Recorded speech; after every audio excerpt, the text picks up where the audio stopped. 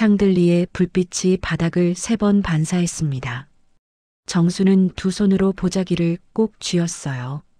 한복에 고름이 떨렸고 신발 밑창엔 흙이 희미하게 묻어 있었죠. 하객들은 그녀를 스치듯 보고는 금세 시선을 돌렸습니다. 서진은 드레스를 매만지며 포토월 앞에서 자세를 고쳤어요. 어머님, 로비에선 이러시면 곤란해요. 그녀의 미소는 얇고 차가웠습니다. 사회자가 마이크를 잡고 오늘의 주인공, 윤서진 신부입니다. 라고 외쳤습니다. 플래시가 터지고 웃음이 쏟아졌어요. 정수는 고개를 숙인 채 한 발 물러섰습니다. 호텔 직원이 다가와 출입구를 가리켰죠. 그 순간 누군가 속삭였습니다. 저분 청소 도우미 아니야? 웃음이 퍼졌고 정순의 손가락이 굳었습니다. 그녀는 조용히 입술을 깨물었어요. 포토월 앞에서 서진이 하객들에게 손을 흔들었습니다. 준호는 카메라를 향해 억지로 미소 지었죠. 당신이라면 이런 모욕 그냥 넘기실 수 있을까요? 이후의 이야기가 궁금하시다면 구독하고 함께 지켜봐 주세요. 웨딩 플래너가 무전기를 들고 동선을 조정했습니다. 신부님, 어머님은 잠시 대기 부탁드립니다. 정수는 그 말을 듣고 보자기를 팔꿈치에 걸었어요. 러너가 깔린 복도를 따라 걷는 그녀의 발걸음은 느렸습니다. 샴페인 향이 퍼지고 하객들의 대화가 겹쳤어요. 에어커튼을 통과하자 찬 공기가 한복 치맛자락을 흔들었습니다. 정수는 그 냉기를 얼굴로 그대로 받아냈죠. 호텔 경호 스태프가 시선을 던졌지만 아무 말도 하지 않았습니다. 그녀는 한 걸음 더 물러서서 붉은 러너의 시작점을 바라봤어요. 포토 테이블 옆 방명록이 바람에 넘겨졌습니다. 첫 장엔 서진 부모의 이름이 굵게 적혀 있었어요. 끝 장은 텅 비어 있었죠. 정수는 펜을 들지 않고 손끝으로 빈칸 모서리를 눌렀습니다. 종이가 미세하게 구겨졌지만 그녀는 아무 반응이 없었어요. 웨딩 플래너가 다가와 입장 5분 전입니다라고 말했습니다. 정수는 천장에 크리스털 조명을 올려다 보았어요. 불빛이 눈동자에 부서졌고 그 안에 수십 개의 얼굴이 비쳤습니다. 웃음과 박수 소리가 뒤섞인 공간에서 그녀만이 정지된 듯 했습니다. 그녀는 문 쪽으로 방향을 돌리고 조용히 걸음을 옮겼습니다. 계단 아래에는 하우스키핑 직원들이 청소 도구를 정리하고 있었어요. 그중 한 명이 그녀의 한복을 보고 조심스레 물었습니다. 할머니, 혹시 길 잃으셨어요? 정수는 짧게 웃으며 고개를 저었어요. 그 웃음은 오래 참은 사람의 숨 같았죠. 엘리베이터 문이 열렸지만 그녀는 들어가지 않았습니다. 안쪽에서 샴페인 뚜껑이 터지는 소리가 났습니다. 정수는 잠시 멈춰서서 그 방향을 바라봤어요. 그리고 조용히 허리를 펴고 걸었습니다. 로비의 화려한 불빛은 점점 뒤로 멀어졌습니다. 햇살이 흙길 위를 따라 번졌습니다. 정수는 마당 한가운데에서 마른 고추를 뒤집고 있었어요. 멀리서 자동차 엔진 소리가 들리자 그녀는 허리를 펴고 시선을 돌렸습니다. 검은 세단이 천천히 마당 앞에 멈췄습니다. 서진은 창문을 내리며 코를 찡그렸어요. 여긴 왜 이렇게 냄새가 심하죠? 시골이라 그런가 봐. 운전석의 준호는 대답하지 않고 핸들 위에 시선을 고정했습니다. 정수는 두 손을 털며 마당으로 걸어 나왔습니다. 왔구나. 길 막히진 않았니? 그녀의 말투는 부드러웠지만 서진은 답하지 않았어요. 차문이 열리자 하이힐이 흙바닥을 찍었습니다. 서진은 신발 밑창을 털며 불쾌한 표정을 지었죠. 준호는 어색한 웃음으로 엄마 잠깐 들렀다 가려고요라고 말했습니다. 정수는 잠시 멈췄다가 고개를 끄덕였습니다. 그래, 밥이라도 먹고 가야지. 마당 끝에서 이웃 이장이 손을 흔들었어요. 아이고, 서울서 며느리 왔네. 반갑수다. 서진은 인사 대신 억지 미소만 지었습니다. 정수는 그 모습을 보고 눈을 살짝 내리깔았어요. 대신 부엌 문을 열고 밥 냄비를 덮었습니다. 부엌 안에서는 된장 냄새가 퍼지고 있었습니다. 정수는 국솥을 들어 올려 식탁 위에 놓았어요. 시골 된장이긴 해도 맛은 괜찮을 거예요. 서진은 젓가락을 들다 멈췄습니다. 저는 이런 건 좀 냄새가 너무 강하네요. 준호가 어머니를 흘끗 보았지만 정수는 아무 말도 하지 않았습니다. 그녀는 조용히 장독대 쪽을 바라봤습니다. 손자 도윤의 웃음소리가 뒤뜰에서 들렸어요. 할머니, 메뚜기 잡았어요. 그 소리에 정순의 표정이 잠시 풀렸습니다. 하지만 그 평화는 오래가지 않았습니다. 서진이 작은 목소리로 중얼거렸어요. 이런 데서 어떻게 사시나 몰라 답답해. 그 말은 유리잔에 부딪힌 소리보다 더 또렷하게 들렸습니다. 정수는 고개를 돌리지 않았습니다. 그저 식탁 위의 숟가락 위치를 조심스레 맞췄어요. 밖에서는 바람이 불고 장독의 뚜껑이 덜컹거렸습니다. 준호는 말을 삼키며 자리에서 일어섰습니다. 서진아, 가자. 오늘은 일도 많아. 정수는 천천히 고개를 들고 아들을 바라봤어요. 준호의 눈빛은 흔들렸고 입술은 굳어 있었습니다. 정수는 작은 미소로 대답했습니다. 그래, 바쁘면 가야지. 조심해서 가라. 서진은 신발을 털며 현관을 나섰습니다. 차 문이 닫히는 소리가 마당에 울렸습니다. 먼지가 일었고 타이어가 흙길을 긁었습니다. 정수는 그 자리에 그대로 서 있었습니다. 그녀의 손에는 아직 젓가락 자국이 남아 있었죠. 바람이 지나가며 한복 자락이 흩날렸습니다.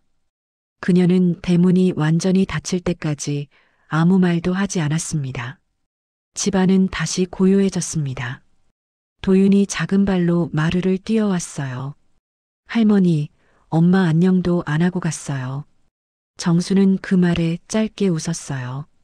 괜찮아요, 도윤아. 바쁜 사람들은 인사도 바쁘게 하거든. 도윤은 고개를 갸웃거리며 장독대를 바라봤습니다. 하늘 위로 구름이 길게 흘렀어요. 정수는 그 구름을 한참 바라보다 문틈을 닫았습니다. 그녀의 눈빛은 담담했지만 마음속 어딘가엔 조용한 바람이 일고 있었습니다. 그 바람은 냄비 속 김처럼 천천히 사라졌습니다. 도시의 불빛이 유리창에 반사되었습니다. 서진은 거실 소파에 앉아 노트북을 켰어요. 화면에는 요양관리인 구인 공고가 떠 있었습니다. 시골집 정리 좀 해줘야겠네. 그녀가 혼잣말로 중얼거렸습니다. 옆에서 준호가 신문을 덮으며 고개를 들었어요. 엄마 혼자 잘 지내셔. 굳이 사람까지 보내야 해? 치매라도 오면 어쩔 거예요? 뉴스 못 봤어요? 서진의 목소리는 차분했지만 의심이 가득했습니다. 준호는 대꾸하지 않고 다시 신문을 폈습니다. 서진은 노트북 화면을 확대해 시골 지역 장기 근무 가능자를 눌렀어요. 며칠 뒤 낯선 남자가 정순의 집 대문을 두드렸습니다. 할머니, 서울서 보낸 사람이에요. 정수는 낯선 얼굴을 바라보다 천천히 문을 열었습니다. 그의 이름은 박도철, 서진이 고용한 관리인이었습니다. 그는 처음엔 예의를 지켰지만 곧 행동이 거칠어졌습니다. 이런 집은 좀 치워야겠네요. 너무 낡았어요. 정수는 아무 말 없이 빗자루를 들었어요. 하지만 도철은 그녀의 손에서 그것을 빼앗듯 가져갔습니다. 이런 거 제가 할게요. 할머니는 쉬세요. 말은 공손했지만 눈빛은 조급했어요. 며칠이 지나자 집안에 변한 것이 생겼습니다. 쌀독이 비어 있었고 수도가 멈췄습니다. 도철은 수도 고장났어요. 관리비가 밀린 것 같네요. 라고 말했어요. 정수는 고개를 끄덕이며 말없이 마당을 쓸었습니다. 그날 밤 그녀는 새벽까지 잠들지 못했어요. 방 안이 어둡고 조용했지만 마당 쪽에선 휴대폰 불빛이 번쩍였죠. 도철이 서진에게 전화를 걸고 있었습니다. 할머니 상태는요? 혼자 말 자주 하세요. 그래요. 기록 좀 남겨둬요. 혹시 몰라서요. 서진의 목소리가 들렸습니다. 그 대화를 들은 정순의 눈이 천천히 떴습니다.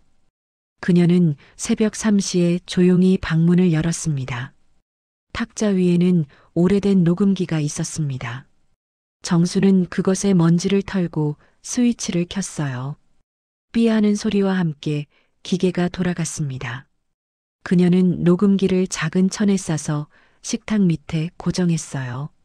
다음 날 도철이 전화를 하며 투덜거리는 소리가 그대로 녹음되었습니다. 이 시골집은 냄새부터 썩었어. 이런 데서 늙는 게 인생이냐? 정수는 그 말에도 아무 반응을 보이지 않았어요. 대신 창문을 닫고 조용히 앉았습니다. 그녀의 손끝은 잠시 떨렸지만 표정은 평온했어요. 다음 날 오후 서진이 친구들과 카페에 앉아 있었습니다. 요즘 노인들 다 똑같아요. 고집만 세고 말도 안 통하잖아요. 친구들은 웃으며 맞장구 쳤습니다. 그 장면을 다른 손님이 휴대폰으로 찍었어요. 영상을 올린 계정엔 서울 며느리의 솔직한 고백이라는 제목이 붙었습니다. 댓글이 쏟아졌고 영상은 순식간에 퍼졌습니다. 정순의 이름은 나오지 않았지만 사람들은 그 분위기를 짐작했어요. 그날 밤 준호는 휴대폰을 보고 말없이 눈을 감았습니다. 정수는 여전히 마당을 쓸고 있었고 작은 녹음기는 쉼없이 돌아갔어요. 그 기계의 불빛이 어둠 속에서 조용히 깜빡였습니다. 서울 한복판 카페, 창가 자리에서 밝게 웃는 며느리와 핸드폰 화면을 바라보는 친구들. 유리창 밖엔 빗방울이 맺혀 있고 카페 안은 따뜻한 조명. 왼쪽 화면엔 노인 혐오라는 뉴스 속 자막이 비치며 오른쪽 구석엔 놀란 표정의 남편이 앉아있는 장면. 현대적이고 사실적인 한국 도심 분위기. 인물들은 오른쪽 배치로 구성. 비가 내리기 시작했습니다. 도시의 카페 유리창에는 영상 재생 화면이 비쳤습니다. 서진이 웃으며 친구들과 대화를 나누던 그 영상이 이제는 뉴스 헤드라인으로 떠 있었죠. 노인 비하 발언 논란, 결혼식 신부의 정체는? 기자들의 목소리가 겹쳐 들렸습니다. 회사 동료들이 속삭이며 모니터를 바라봤어요. 저 사람 윤서진 맞지 않아? 서진의 얼굴이 굳었고 손에 들린 커피가 미세하게 흔들렸습니다. 휴대폰이 진동하며 준호의 메시지가 떴습니다. 영상 봤어? 그녀는 즉시 전화를 걸었어요. 누가 올린 거야? 이건 조작이야. 반대편에서 준호의 목소리가 떨렸습니다. 지금 회사 난리야. 어머니도 이거 봤을 거야. 서진은 입술을 깨물며 소파에 몸을 눕혔습니다. 거실 TV에서는 같은 뉴스가 반복 재생되고 있었어요. 앵커는 차분한 목소리로 노인학대 의혹이라는 자막을 읽어내려갔습니다. 그 단어가 서진의 귓가에 계속 맴돌았죠. 그녀는 두 손으로 머리를 감쌌습니다. 밖에서는 천둥이 울렸고 창문이 살짝 흔들렸습니다. 시골의 밤 정순의 집안은 조용했습니다. 라디오에서 흐르는 음악이 멈추자 뉴스 속 앵커의 목소리가 들렸습니다. 한 신부의 노인 비하 발언이 논란입니다. 정수는 묵묵히 라디오를 껐습니다. 식탁 위에는 USB 하나가 놓여 있었어요. 그녀는 그것을 천천히 주머니에 넣었습니다. 마당에서 바람이 불었고 창호지가 들썩였죠. 그녀의 표정에는 두려움보다 확신이 있었습니다. 낡은 서류 봉투가 식탁 모서리 위로 미끄러졌어요. 거기엔 정가푸드 설립 문서라는 글씨가 선명했습니다. 그 시각 준호는 회사 회의실에 앉아 있었습니다. 모니터에는 영상이 반복 재생되고 있었어요. 대표가 단호한 표정으로 말했습니다. 직원 가족 문제라도 우리 이미지에 타격이에요. 일단 휴직 처리합시다. 준호는 아무 대답도 하지 못했습니다. 손끝이 종이를 구겼고 눈동자가 흔들렸습니다. 회의실의 공기가 싸늘하게 식었습니다. 그는 노트북을 덮고 자리에서 일어섰어요. 책상 위에 서류 한 장만 남았습니다. 가족 관련 진술 요청서. 밤이 깊어졌습니다. 서진은 집 안부를 모두 끄고 소파에 앉아 있었습니다. 휴대폰 화면 속엔 수백 개의 댓글이 이어졌어요. 저런 사람 결혼할 자격 없지. 노인 무시하는 며느리 꼭 벌 받았으면. 그녀는 손가락으로 화면을 밀다 멈췄습니다. 잠시 뒤 전화벨이 울렸습니다. 발신자 정순 어머니. 서진은 핸드폰을 쥔 채 그대로 얼어 있었습니다. 전화를 받지 못한 채 화면만 바라보았습니다. 통화 종료 알림음이 2번 울리고 불빛이 꺼졌습니다. 정수는 멀리 떨어진 시골 마루에서 창밖을 보고 있었습니다. 하늘엔 번개가 스쳤고 비는 점점 굵어졌습니다. 그녀는 촛불 하나를 켜고 천천히 USB를 꺼냈어요. 불빛이 손등을 비추었고 잔주름 사이로 긴 세월이 드러났습니다. 그녀는 USB를 손바닥에 올려놓고 한참 동안 움직이지 않았어요. 창문 너머로 번개가 다시 번쩍였고 세상은 잠시 멎은 듯 했습니다. 그 조용한 순간 정순의 눈빛이 차분하게 굳었습니다. 비가 기왓장을 두드렸고 어둠이 천천히 방 안을 덮었습니다. 시골 마루에 앉은 정순이 낡은 봉투를 펼쳐든 채 기자들 앞에 서 있는 장면. 주름진 손 위에 정가푸드 창립 서류가 놓여 있고 플래시가 터진다. 뒤편엔 놀란 며느리 서진과 굳은 얼굴의 아들이 서 있다. 흙먼지와 햇살이 섞인 시골 마당, 현실적인 채도와 자연광 조명. 이른 아침 시골 도로에 검은 차량이 줄지어 들어왔습니다. 기자들이 카메라를 들고 정순의 집 앞에 모였습니다. 노인학대 사건의 중심, 시골 할머니의 정체는? 이라는 헤드라인이 쏟아졌습니다. 정순은 문 앞에 서서 그들을 조용히 바라봤어요. 한 손엔 오래된 봉투, 다른 손엔 낡은 USB가 들려 있었습니다. 기자들이 몰려들자 정순은 말없이 봉투를 열었습니다. 안에는 회사 설립 서류와 신문 스크랩이 가지런히 정리되어 있었죠. 정가푸드 창립자 이정순 회장. 그 이름을 본 순간 카메라 플래시가 동시에 터졌습니다. 서진은 문 안쪽에서 그 장면을 보고 숨을 삼켰어요. 준호는 서류를 손에 들고 어머니를 바라봤습니다. 이게 진짜예요? 정수는 짧게 고개를 끄덕였습니다. 그녀의 얼굴엔 평온함만 남아 있었어요. 이제야 말할 때가 됐지요. 주변의 기자들이 연신 셔터를 눌렀습니다. 서진은 얼굴을 가리며 뒷걸음질 쳤어요. 그녀의 손끝이 떨리고 드레스 자락이 바닥을 쓸었습니다. 이럴 리가 없어요. 이런 촌집이, 이런 사람이. 그녀의 목소리는 점점 작아졌습니다. 마을 주민들이 골목 끝에서 그 장면을 지켜봤어요.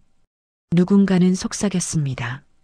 정순 할머니가 그 회장님이었다고? 다른 이는 그럼 그분이 우리 학교 후원하신 분이었네. 라며 놀랐습니다. 정수는 마당을 가로질러 나무 의자에 앉았습니다. 햇빛이 천천히 얼굴 위로 내려왔어요. 준호가 다가와 말없이 봉투를 내려놓았습니다. 엄마, 왜 말씀 안 하셨어요? 정수는 미소로 대답을 대신했습니다. 가진 걸 말하기보다 어떻게 쓰느냐가 더 중요하거든요. 그 말에 준호의 눈가가 젖었습니다. 그때 경찰차가 마을 입구에 도착했습니다. 서진의 이름이 적힌 체포영장이 전해졌어요. 윤서진 씨, 노인학대 및 사기 혐의로 체포합니다. 경찰의 목소리가 울렸고 서진은 뒤로 물러났습니다.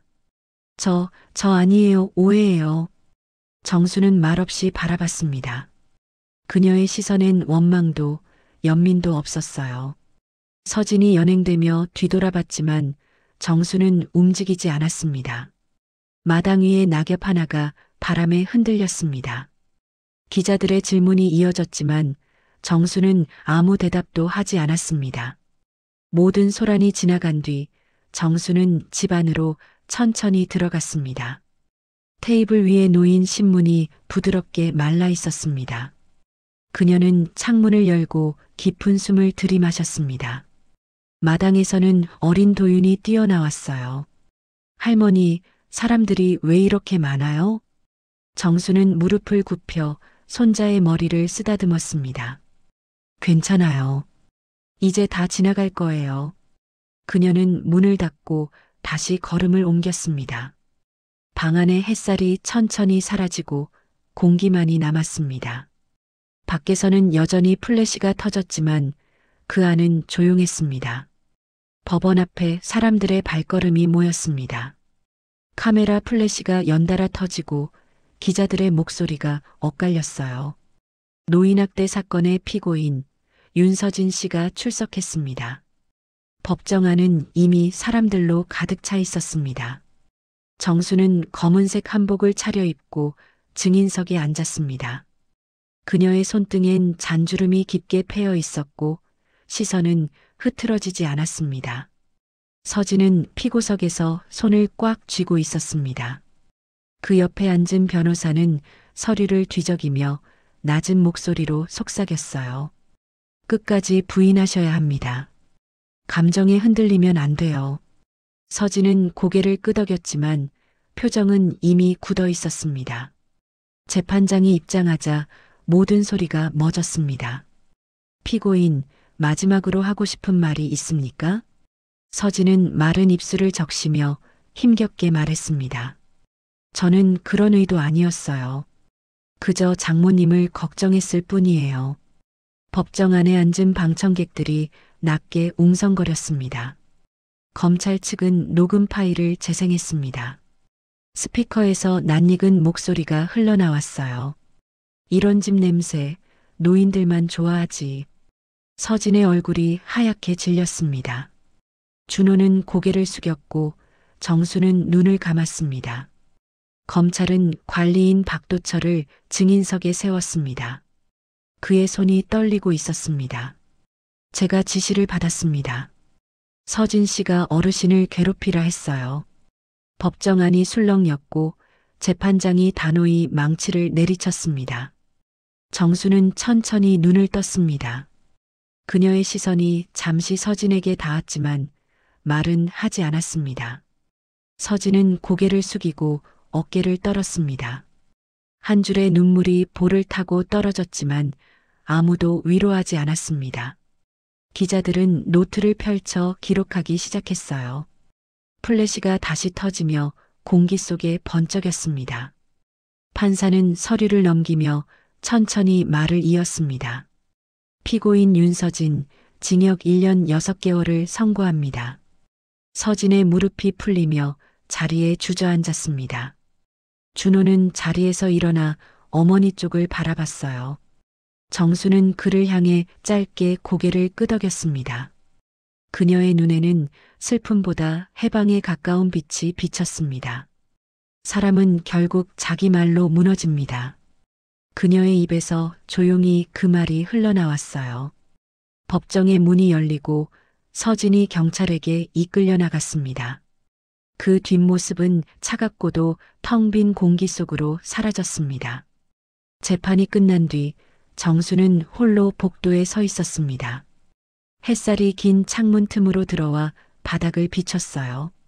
사람들의 발자국 소리가 멀어지고 공기가 고요해졌습니다. 그녀는 서류를 가방에 넣고 천천히 걸음을 옮겼습니다. 계단 끝에서 준호가 기다리고 있었습니다. 엄마 괜찮아요? 정수는 가만히 웃었습니다. 괜찮지요. 이제야 모든 게 제자리를 찾은 것 같아요. 그녀는 복도 끝 창문을 향해 걸어갔습니다. 유리창 방, 겨울 햇살이 잔잔히 흘렀습니다. 창문을 스치는 햇빛이 흰 벽에 부드럽게 번졌습니다. 정수는 부엌 식탁에 앉아 편지 한 통을 바라보고 있었습니다. 서진의 글씨로 적힌 봉투엔 죄송합니다라는 짧은 문장이 쓰여 있었어요. 그녀는 한참 동안 열지 않은 채 손끝으로 봉투의 모서리를 눌렀습니다. 밖에서는 새들이 울었고 도윤의 웃음소리가 마당을 가로질렀습니다. 할머니, 우체부 아저씨가 또 편지 갖다 줬어요. 정수는 조용히 미소 지으며 손자의 머리를 쓰다듬었습니다. 그래, 고맙다 도윤아. 할머니가 나중에 읽을게요. 그녀의 목소리는 평소보다 낮고 단단했습니다. 식탁 위엔 미처 다 마르지 않은 고추장이 남아 있었습니다. 오후가 되자 마을 회관 스피커에서 방송이 흘러나왔습니다. 윤서진 씨 사회봉사 명령 집행 개시됩니다. 정수는 그 목소리를 들으며 창밖을 잠시 바라봤어요. 멀리서 버스 한 대가 천천히 멈춰 섰습니다. 내려오는 사람들 사이로 서진의 모습이 보였습니다. 그녀는 단정한 복장에 흰 모자를 눌러쓰고 있었습니다. 주민들이 수군거렸지만 정수는 나가지 않았어요. 대신 장독대 뚜껑을 닫고 물동이를 들었습니다. 할머니, 진짜 엄마예요? 도윤이 물었어요. 정수는 대답 대신 고개를 숙였고 바람이 그들의 머리카락을 스쳤습니다. 서진은 노인복지센터 입구 앞에서 주저앉은 노인을 부축했습니다. 괜찮으세요? 제가 도와드릴게요. 그녀의 손끝이 잠시 떨렸지만 곧 안정됐습니다. 센터 유리문 너머로 정순이 조용히 다가왔어요. 그녀는 말없이 안으로 들어와 서진의 앞에 섰습니다. 서진은 놀라며 고개를 들었어요. 두 사람의 시선이 맞닿았지만 아무 말도 없었습니다. 공기 사이에 오래된 죄책감이 천천히 흩어졌습니다. 정수는 짧게 숨을 들이쉬고 가볍게 고개를 끄덕였습니다. 일 잘하고 있네. 그게 제일 큰 벌이자 기회예요. 서진은 입술을 떨며 대답했습니다. 죄송합니다. 진심으로요. 정수는 미소로 답했습니다. 미안한 마음이 있다면 그걸로 충분해요. 그녀의 목소리는 조용했지만 깊게 울렸습니다. 서진의 눈가에 눈물이 맺혔습니다. 센터 복도 끝에서는 도윤이 두 사람을 지켜보고 있었어요. 그 아이의 눈빛이 모든 말을 대신했습니다. 정수는 손자의 시선을 느끼고 서진의 어깨를 가볍게 두드렸습니다. 그만 일하고 도윤이 데리러 오세요. 애가 기다릴 거예요. 밖으로 나왔을 때 햇살이 따뜻하게 내리쬐었습니다. 정수는 잠시 하늘을 올려다보았어요. 구름이 느리게 흘렀고 바람이 얼굴을 스쳤습니다. 그녀의 마음엔 미움도 후회도 없었습니다. 그저 시간이 흘러갈 뿐이라는 듯 한결같이 평온했어요. 서진은 멀리서 그 모습을 바라보다 고개를 숙였습니다. 복지센터 현관 유리에 두 사람의 모습이 겹쳐 비쳤습니다. 한쪽은 세월이 새긴 얼굴, 한쪽은 이제야 배운 얼굴이었죠. 정수는 천천히 걸음을 옮겼습니다. 햇빛이 길게 늘어진 그림자 사이로 따라왔습니다. 아침 햇살이 마당에 젖은 흙을 따뜻하게 비쳤습니다. 정수는 작은 호미를 들고 밭둑을 정리하고 있었어요. 도윤은 옆에서 물뿌리개를 들고 해바라기 싹에 물을 주었습니다. 할머니, 이 꽃 언제 펴요? 조금만 기다리면 돼요. 봄이 다오면 활짝 피겠죠. 그녀의 목소리는 잔잔했고 손끝의 움직임은 느긋했습니다. 멀리서 준호가 트럭을 몰고 들어왔습니다. 짐칸에는 새 삽과 비료자루가 실려 있었어요. 그는 트럭에서 내려 어머니를 도왔습니다. 이제 회사 정리 다 했어요. 여기서 같이 지낼게요. 정수는 대답 대신 미소로 답했습니다. 그 미소에는 긴 시간의 피로와 안도가 섞여 있었습니다. 밭둑을 따라 봄바람이 불었고 새들이 낮게 날았습니다. 그때 도로 끝에서 버스가 멈췄습니다. 복지센터 봉사복을 입은 서진이 천천히 걸어왔어요. 그녀의 손에는 들꽃 한 다발이 들려 있었습니다. 마을 사람들은 조용히 고개를 끄덕였고 아무도 수군거리지 않았습니다. 도윤이 제일 먼저 달려나갔어요. 엄마 왔다. 서진은 아이를 안고 눈을 감았습니다. 정수는 삽을 세워두고 그 모습을 바라봤습니다. 두 사람의 포옹이 봄 햇살 속에서 천천히 녹아들었어요. 서진은 정순에게 다가와 들꽃을 내밀었습니다. 이 꽃 할머니 댁 마당에서 피더라고요. 예뻐서요. 정수는 꽃을 받아 손바닥 위에 올려놓았습니다. 그렇죠. 흙이 있어야 꽃이 피는 법이에요. 그 말에 서진의 눈가가 다시 붉어졌습니다. 도윤이 그들 곁에서 꽃잎을 한 장씩 떼어 하늘로 던졌어요. 꽃잎이 바람에 흩날리며 세 사람 주위를 돌았습니다. 준호는 그 모습을 멀리서 바라보다 고개를 숙였습니다. 오후 햇살이 기와 지붕 위를 따라 미끄러졌습니다. 정수는 장독대의 뚜껑을 덮으며 숨을 고르듯 말했습니다. 사람도 계절처럼 변해요. 얼음이 녹으면 물이 되듯이. 서진은 천천히 고개를 끄덕였습니다. 다시는 그때처럼 살지 않을게요. 그 말이면 됐어요. 이제 우리 다 편히 살아요. 정순의 손이 서진의 어깨 위에 잠시 머물렀습니다. 세 사람은 마당 끝 나무 그늘 아래에 함께 앉았습니다. 바람이 불 때마다 나뭇잎이 서로 부딪히며 부드러운 소리를 냈습니다. 햇살이 그들의 어깨 위로 내려앉고 시간은 조용히 멈춰 있었습니다. 해가 기울 무렵 도윤이 작은 목소리로 말했습니다. 할머니, 우리 내일도 꽃 심어요? 정수는 손자의 머리를 쓰다듬으며 대답했습니다. 그래, 내일도 심자. 그리고 매일 물도 주고요.